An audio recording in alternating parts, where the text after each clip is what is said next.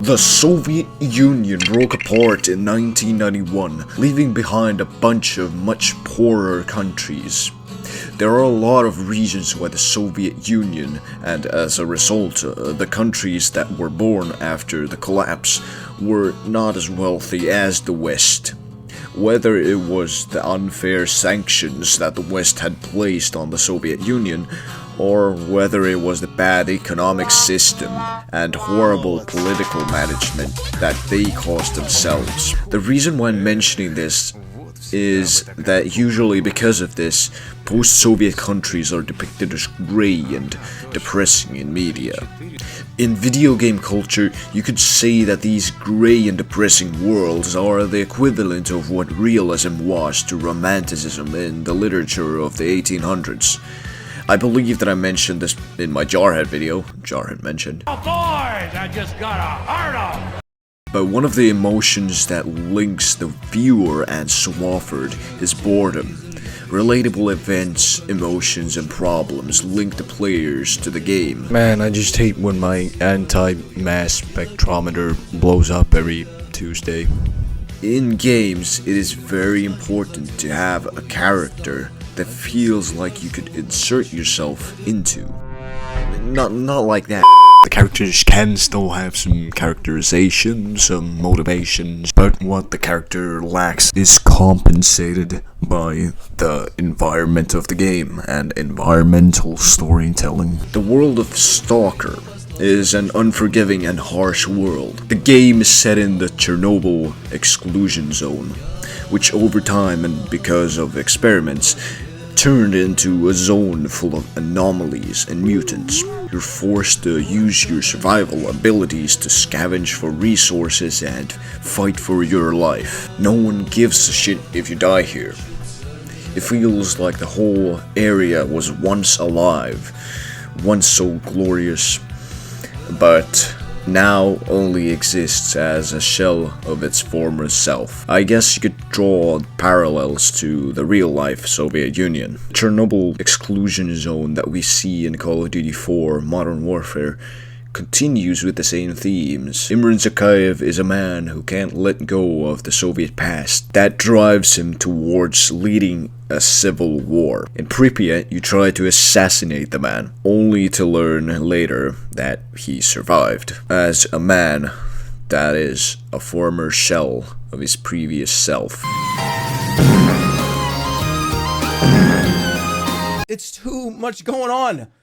Zoomer humor, I don't know. You know what it is? It's the fact that there are just so many sound effects. And so it's so fast, like that, like it's just like your brain doesn't know what else to do besides laugh because there's no other emotion that makes any sense at all.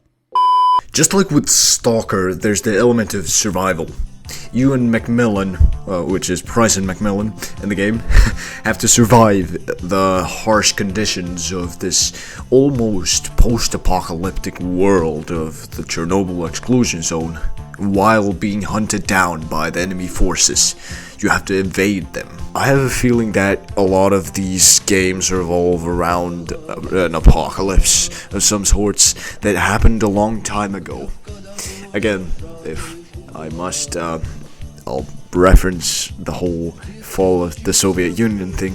It was a big thing, and it did impact a lot of people. Games like Tarkov, Metro, and PUBG also have these places that one could describe as shells of their former selves, where any step could be your last one, and where every bullet counts. I would say that my personal intrigue towards these sorts of worlds comes from this feeling of a post-apocalyptic world, dark and grey place, a place where everyone feels like they have once been in, a place that you can relate to in a way, and a place that you can connect yourself with. But it's not just that, it's also that this actually happened in some places. Some places got completely abandoned. In 1957, just 6 months before Gossman was born, a storage tank for highly radioactive waste exploded at Mayat. The Soviet Union has suffered one of the worst disasters in the history of nuclear power. massive quantities of radiation have apparently been released in an accident at the Chernobyl power station in the Ukraine.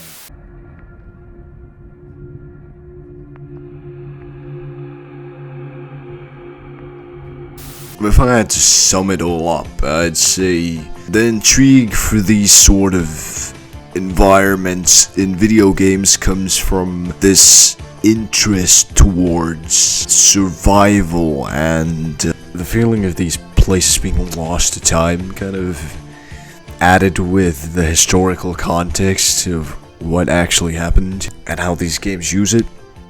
That's what really makes me interested in these types of worlds in video games. But I don't really have anything to add for now. I might do separate videos on any of these games if it interests anyone.